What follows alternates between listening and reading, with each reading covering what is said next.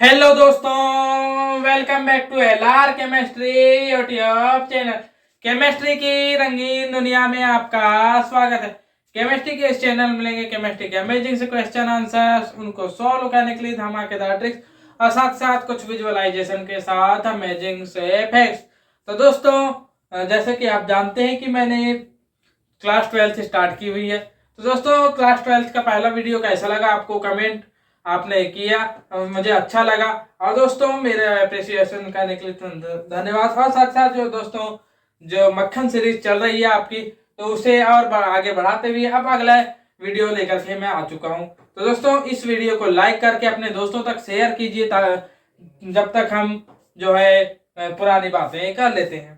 तो दोस्तों, जैसे कि आप जानते हैं कि मैंने पिछले वीडियो में जो है बेसिक जो बातें होती हैं उन चीज़ों को जो है बताया कि क्यों आई आपकी ऑर्गेनिक केमिस्ट्री, कहाँ से इसका जन्म हुआ और किस प्रकार जो है ऑर्गेनिक कंपाउंड इनऑर्गेनिक कंपाउंड से भिन्न होते हैं। ये सभी बातें कर लिए थे, लेकिन अब जो है जैसे कि आप देख रहे थे, जब आपने यूट्यूब का वीडियो का थंबनेल देखा होगा तो वहीं पर आपको दिखा होगा एक बेसिक सा क्वेश्चन।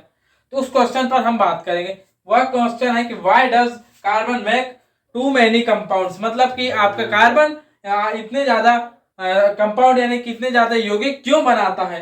ये है आपका बेसिक सा क्वेश्चन। तो इस क्वेश्चन पर हम आएंगे।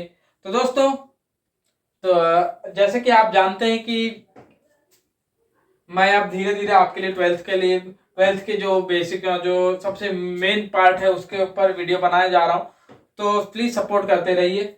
अब हम बात करते हैं नेक्स्ट स्लाइड में इस क्वेश्चन के आंसर के बारे में। दोस्तों, अब हम आ चुके हैं अपने इस प्रश्न पर। और ये प्रश्न इस प्रश्न के उत्तर जानने से पहले आपने जो वाइटल फोर्स थ्योरी पढ़ी, अब उसे जो है बहुत ही अच्छे से आप पढ़ें, क्योंकि वो बेसिक है जरूर, लेकिन वो जो है आपके अनेकों एग्जामों में या फिर आप चाहे किसी भी फील्ड में, मुख्य रूप से आप अगर से किसी टीचिंग फील्ड में अगर से अपना करियर बनाना चाहते हैं तो वो थ्योरी आपके लिए बहुत ही ज़्यादा काम आएगी। और इसके अलावा जो अगर से आप लेबोरेटरी फील्ड में भी जाना चाहते हैं तो वो चीज़ें यहाँ पर जो बताई जा रही हैं रेगुलर बेस पर, जितनी थ्योरी आएंगी, जितने क्वेश्चंस आएंगे, उन्हें आप लेबोरेटरी में आपको अगर से अपना करियर बनाना है तो आगे आने वाले कुछ वीडियोस आपके लिए बहुत ही हेल्पफुल होंगे। और इतना ही नहीं, अगर से आप अभी क्लास 12 में हैं तो क्लास 12 में जो प्रैक्टिकल एग्जाम्स होते हैं, प्रैक्टिकल एग्जाम्स के लिए भी ये क्वेश्चन, और जो आपके इवन जो ये क्वेश्चन तो खैर आपके थ्योरी एग्जाम के लिए very important, very very IMP question है, ये वेरी आईएमपी क्वेश्चन है। और जो है इसके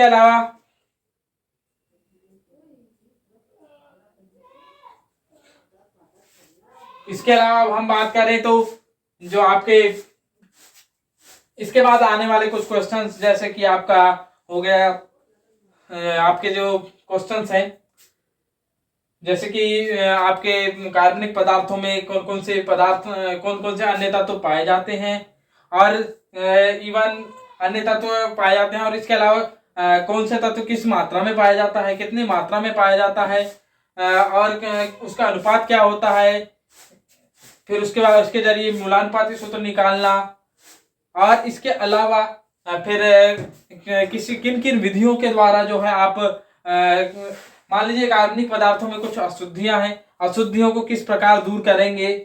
तो ये सारे कुछ क्वेश्चंस हैं। इन क्वेश्चंस के आंसर्स आपको कुछ अगले 2 से 3 वीडियो में दे दिया जाएगा। उसके बाद जब इन वीडियोस पर आप देखेंगे तो आपको अपने जो प्रैक्टिकल जो है उनमें थोड़ा सा अच्छा महसूस होने लगेगा। तो दोस्तों, अब हम ज्यादा बकवास ना करते हुए सरस्वती माता का नाम लेते हुए अब हम स्टार्ट करते हैं अपनी इस वीडियो के मुख्य क्वेश्चन को। तो जय मां सरस्वती। तो क्वेश्चन है कि why does carbon make too many compound, मतलब कार्बन इतने ज्यादा यौगिक क्यों बनाता है। आप देखते होंगे अपने जो पूरे ब्रह्मांड में देखेंगे, आप जहां देखो वहां कार्बनिक यौगिक। आप कुर्सी देखेंगे, कार्बनिक यौगिक से बनी हुई कुर्सी है, जो आपकी एथिलीन प्लास्टिक ये सभी चीजें जो है, या फिर आपका जो कागज है वो भी आपके कार्बनिक यौगिक से बना हुआ है। इवन आपका जो सोडियम एक्सट्रैक्ट है वो बना हुआ मिलेगा, या फिर आपके जो क्या कहना चाहिए, आपके जो क्या कहना चाहिए, खाना बनाने वाले जो गैसें होती हैं वो, उनमें जो आपके प्राकृतिक गैसों में भी आपको मीथेन, ब्यूटेन, इतने सारे जो कंपाउंड्स हैं वो सारी चीजें आपको मिलेंगी। इवन आपके शरीर के अंदर पाए जाने वाले कुछ तत्व जैसे ग्लूकोज, जो आपको एनर्जी प्रोवाइड करेंगे, या फिर आपके शरीर के अंदर, या फिर कह दें अन्य जंतुओं के शरीर के अंदर में जो भोजन जिस रूप में संचित रहता है, ग्लाइकोजन, या फिर आपके जो पौधों में जो जिस रूप में आपका क्या कहना चाहिए, पौधों में रहता है संरक्षित, वो आपका हो जाएगा। वहां पर भी आपको कार्बनिक, मतलब इवन जहां एनर्जी प्रोडक्ट हो गए, वहां पर पे आपको जो ऑर्गेनिक कंपाउंड मिल जाएंगे। आपके जो दवाई वगैरह है वहां पर ऑर्गेनिक कंपाउंड, आपकी मोस्ट ऑफ दी केस जो आपकी जो कैप्सूल्स होती हैं, आपकी जो दवाइयां होती हैं, वो तो 90%, 93% एबो द 93% या फिर 95% आप कह सकते हैं, या फिर हाँ 95 एबो द 95% आपके ऑर्गेनिक कंपाउंडों से ही बनाई जाती है। ये भी याद रखें। आपका जो शरीर बना हुआ है, शरीर भी जो है आपका ऑर्गेनिक कंपाउंड से बना हुआ है। तो आपको इतने सारे, आपका टूथपेस्ट देखेंगे, टूथपेस्ट बना हुआ है, मतलब आप जहां देखेंगे वहां पर पे आपको मिलेगा क्या, ऑर्गेनिक कंपाउंड। तो आप कहेंगे कि हमारा ही नहीं, इवन किसी अन्य जंतुओं का, अन्य जीवों का, पौधों का, पेड़ों का, सभी का जो शरीर जो है ऑर्गेनिक कंपाउंड से बना हुआ है। तो जहां देखो वहां आपको ऑर्गेनिक कंपाउंड देखने को मिलते हैं।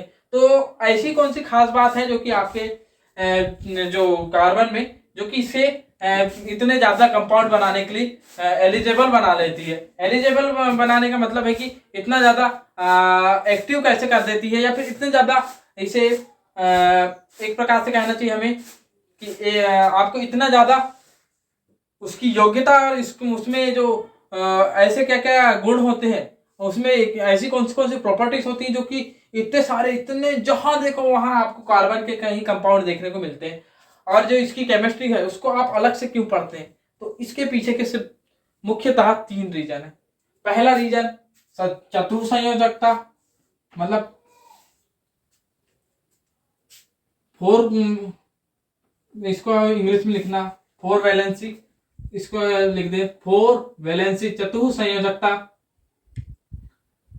पहले कारण। दूसरा है, हिंदी में ही लिखते हैं हम, चतुसंयोजकता। दूसरा श्रृंखलन। और तीसरा कारण होता है इसमें खुद स्वयं के जो स्वयं से आबंध बनाने की क्षमता, स्वयं से आबंध बनाने की क्षमता बहुत अधिक। तो स्वयं से आबंध बनाने की क्षमता, ये 3 मुख्य कारण होते हैं की क्षमता। तो ये 3 कारण होते हैं। तो आप यहाँ पे देखेंगे, आप जब भी कार्बन आप बनाते हैं, या फिर कार्बन का जो एटॉमिक स्ट्रक्चर बनाने की कोशिश करते हैं आप, तो कार्बन के एटॉमिक स्ट्रक्चर यदि से आपने इलेक्ट्रॉनिक विन्यास, उसके खासकर से आपने इलेक्ट्रॉनिक विन्यास बनाने की कोशिश की, तो C6, तो इसका जो एटॉमिक नंबर होता है वो होता है 6, एटॉमिक नंबर 6, और इसका एटॉमिक वेट होता है 12। ये तो आप ध्यान ही रखेंगे। तो ये 2 चीजें आपकी हो गई। तो यहाँ एटॉमिक नंबर हो जाता है 6, और जब आप इसकी इलेक्ट्रॉनिक विन्यास इसका निकालना चाहेंगे, तब यहाँ पे आपको यानी कि इलेक्ट्रॉनिक कन्फिगुरेशन निकालेंगे, तो 1s2 2s2 2p2। तो आप यहाँ पर देख रहे हैं कि, और इसका जब आप लुईस स्ट्रक्चर ड्रॉ करेंगे, तो लुईस स्ट्रक्चर ड्रॉ करेंगे तो कुछ इस तरीके से 4 इलेक्ट्रॉन जो है बाह्य कोश में आपको देखने को मिलेंगे। अब माना कि ये 4 इलेक्ट्रॉन में से ये 2 आपके अलग इस तरीके से होंगे, और ये 2 इस तरीके से एक जोड़े के रूप में होंगे।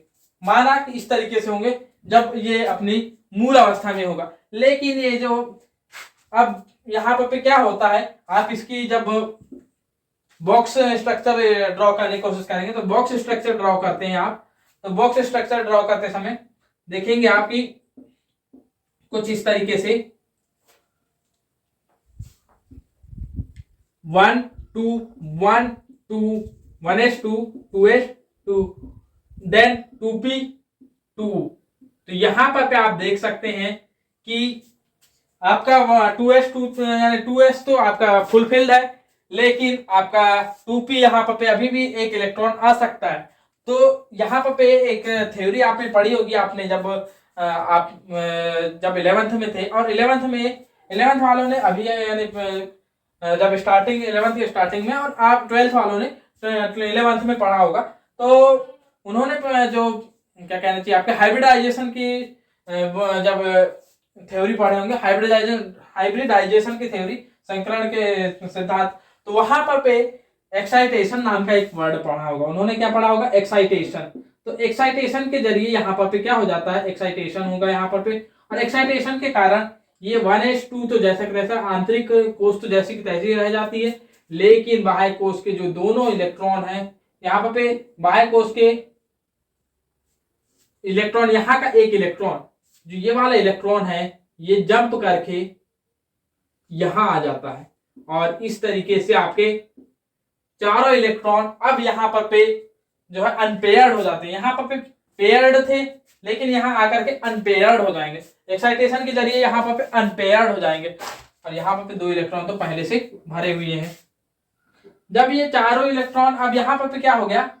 अनपेयर्ड हो गए। और फिर यहां पर पे आप देखते होंगे जब ये अनपेयर्ड होगा तो ये स्ट्रक्चर कुछ इस तरीके से ना रह करके अभी लुईस स्ट्रक्चर जैसे हम नॉर्मली ड्रॉ करते हैं वैसी बन चुकी है अब यहाँ। तो एक्साइटेशन थ्योरी के जरिए यहाँ पर पे अब यहाँ आराम से प्रत्येक जो यहाँ पर कक्षक है सभी को एक एक इलेक्ट्रॉन दिए जा सकते हैं, या फिर सभी से एक एक इलेक्ट्रॉन लिए जा सकते हैं। यहाँ पर बता दिया जाए कि यहाँ इवन ये कहा जाए, यहाँ पर ये कहना गलत होगा कि सिर्फ दिए जाते हैं या सिर्फ लिए जाते हैं, क्योंकि अब बाकी जब देखेंगे आप सोडियम से पूछेंगे तो क्या सर जी आप देना पसंद करेंगे या लेना पसंद करेंगे? तो सोडियम बोलेगा मैं देना पसंद करूंगा। आप क्लोरीन से पूछेंगे वो लेना पसंद करूंगी बोलेंगे। ऑक्सीजन बोलेगा मैं लेना पसंद करूंगा। क्यों? क्योंकि वो यहाँ पे ये सारी चीजें क्यों होती है? तो यहाँ पे एक आते हैं लुईस सर ने ही जो बताया था ऑक्टेट रूल। लुईस सर का ऑक्टेट रूल यहाँ फॉलो होता है, और लुईस ऑक्टेट रूल यानी अष्टक नियम लुईस सर का वो यहाँ पे फॉलो होने लग जाता है। और लुईस अष्टक नियम के कारण जो जितने भी आपके पी ब्लॉक के तत्व होते हैं वो जो है अपने बाह्य कोष में अधिकतम 8 इलेक्ट्रॉन करने की कोशिश करते हैं।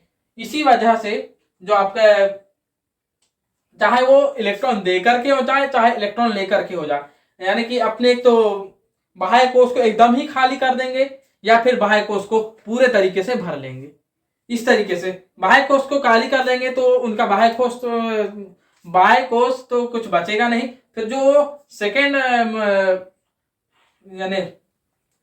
लास्ट सेल जो थी वो उनकी अब लास्ट सेल बन जाएगी, और फिर उसके बाद सेकेंड फाइनल सेल कहना चाहिए तो वो फाइनल सेल बन जाएगी, और उसके वही सेल फिर आपकी जो बाह्य सेल या फिर आउटर मोस्ट सेल कहला जाएगी।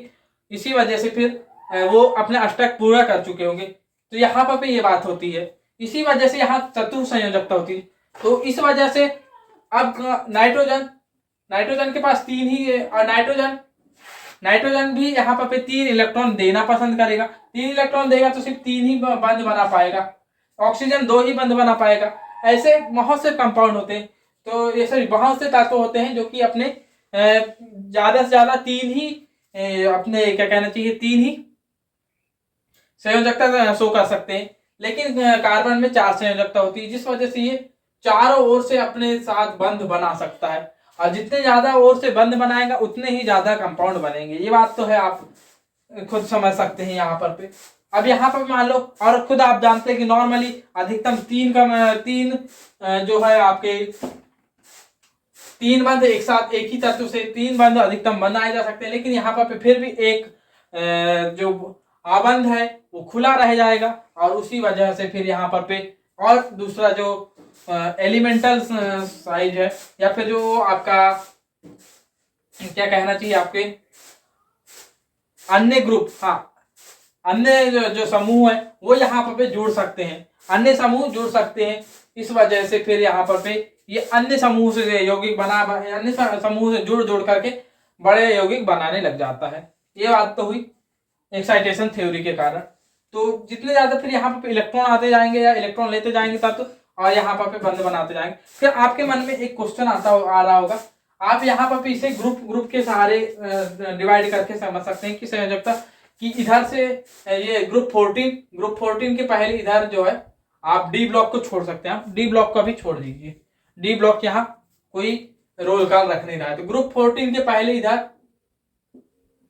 संयोजकता इसके ग्रुप 14 से 13 में जाएगी, तो 13 के बाद जो है 2 1 इधर ऐसे जाएगी।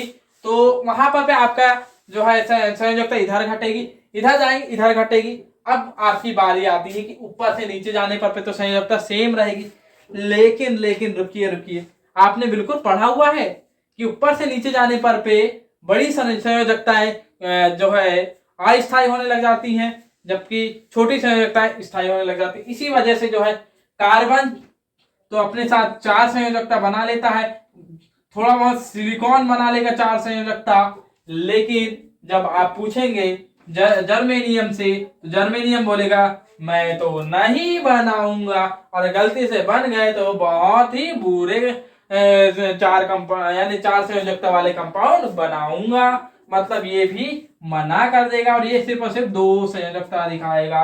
इसके नीचे जाएंगे तो और ज्यादा गिरी कंडीशन में आ जाएंगे। तो यहाँ स्टेनस यानी टीन तो बोलेगा मैं तो सिर्फ 2 ही संयोजकता दर्शाऊंगा, और जब आप पूछेंगे लेड से तो लेड तो वो तो यार बनाएगा ही नहीं, और गलती से एक हाथ तक बन गया तो वो तो मुश्किल ही है, तो वो सिर्फ और सिर्फ 2 संयोजकता को दर्शाएगा। तो इस तरीके से अब यहाँ पर बच गई इन दोनों की बातें। अब यहाँ पर सिलिकॉन कहाँ फेल हो जाता है, तो बता दिया जाए कि सिलिकॉन जो है श्रृंखलन का गुण पाया जाता है अपने कार्बन में। अब बात ये आती है कि अब लड़ने के लिए सिर्फ और सिर्फ सिलिकॉन बचा, बाकी सब तो हट गए। अब रेस से यहीं पर से सारे कंपाउंड हट चुके हैं।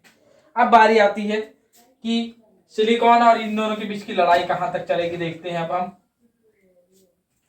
तो इनकी लड़ाई अब यहाँ पर देखते हैं। तो ये जो है आपकी कार्बन है, कार्बन जो है अपने ही जैसे अन्य यौगिकों के जो अपने ही जैसे अन्य कार्बनों के साथ लंबी लंबी श्रृंखलाएं बना सकता है। क्यों बना सकता है उसके पीछे का कारण पहले जान लेते हैं इसको।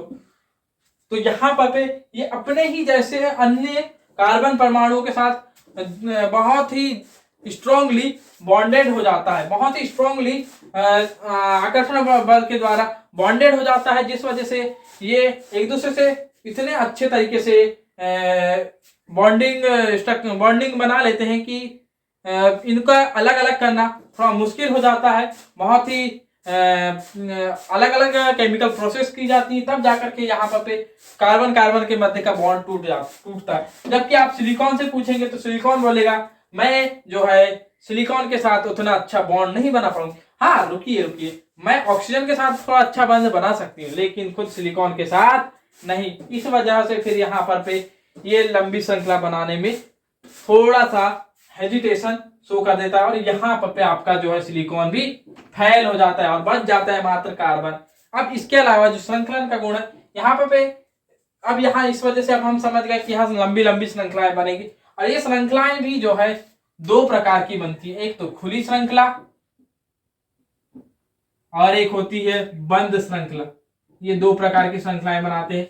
और जब भी आप जो मोस्ट ऑफ द केस आप जब भी जैविकों के शरीर में पाए जाने वाले कार्बनिक यौगिक होंगे, या फिर जो आपके यूजफुल जो आपकी मेडिसिन होंगी, इवन जो आपके पेय पदार्थ होंगे, ये अधिकतर जो है आपके जो बंद श्रृंखला वाले कार्बनिक यौगिक होंगे, ऑर्गेनिक कंपाउंड्स होंगे, याद रखेंगे। और खुली श्रृंखला वाले अलग।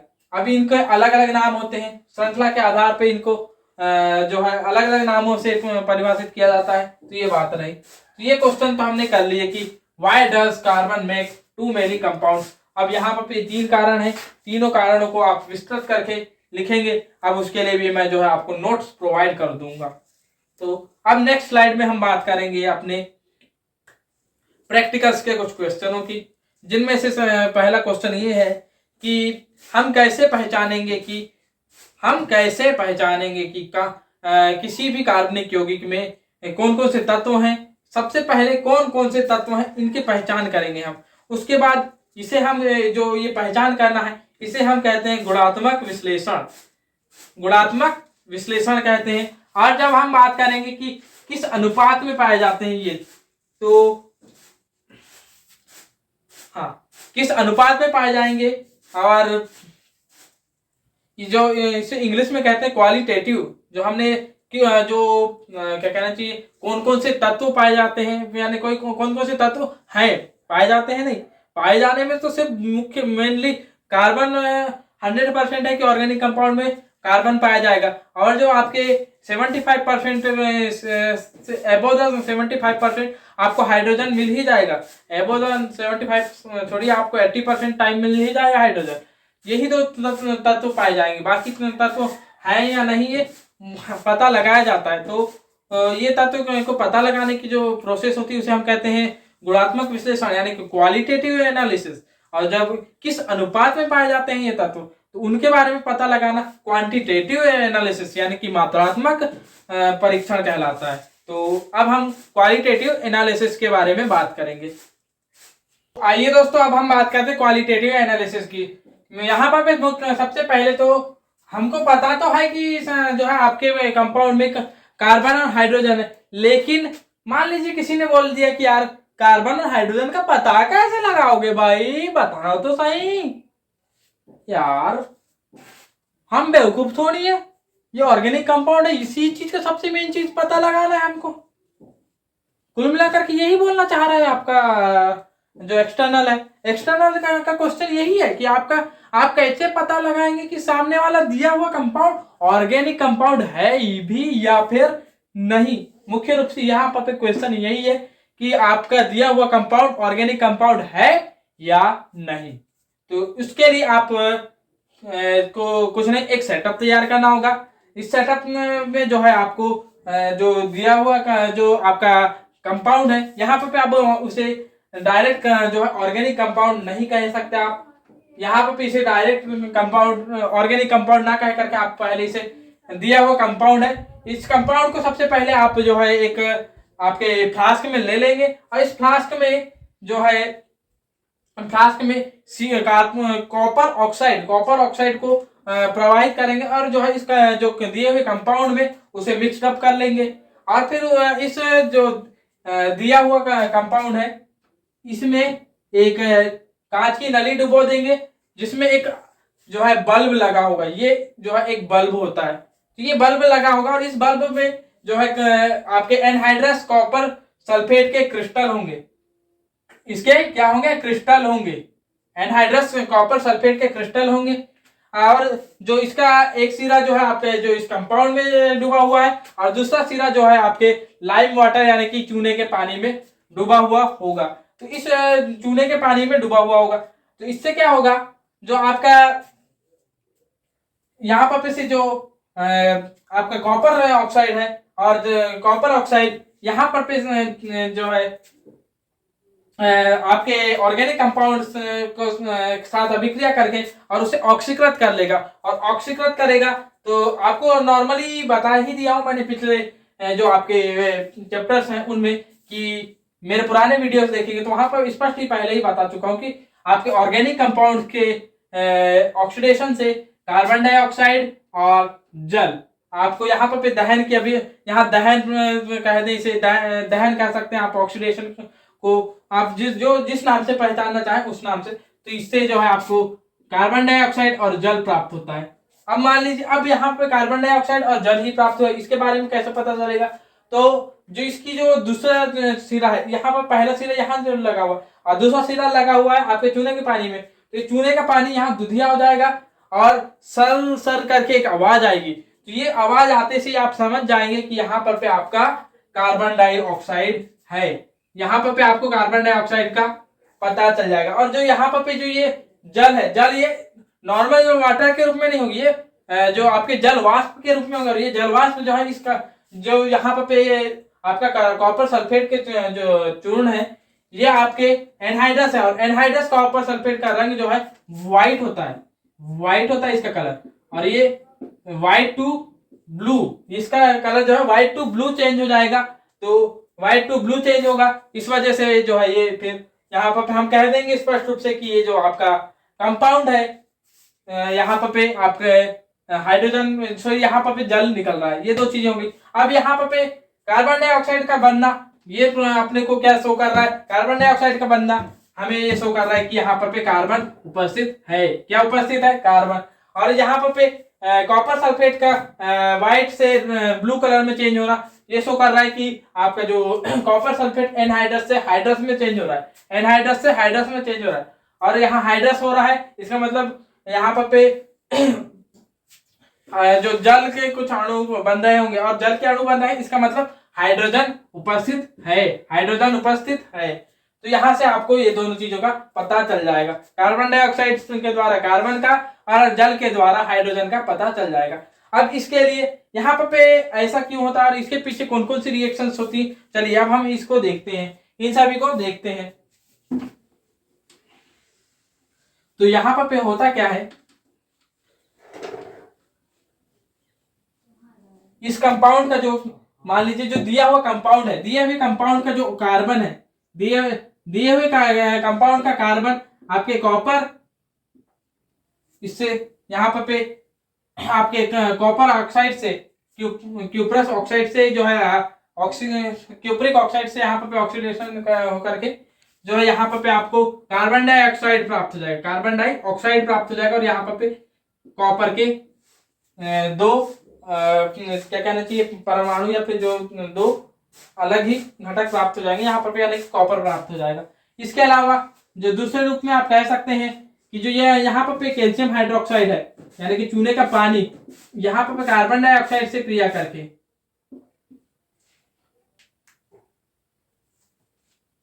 यहाँ पे कार्बन डाइऑक्साइड क्रिया करके कैल्शियम कार्बोनेट और जल का अणु दे देगा।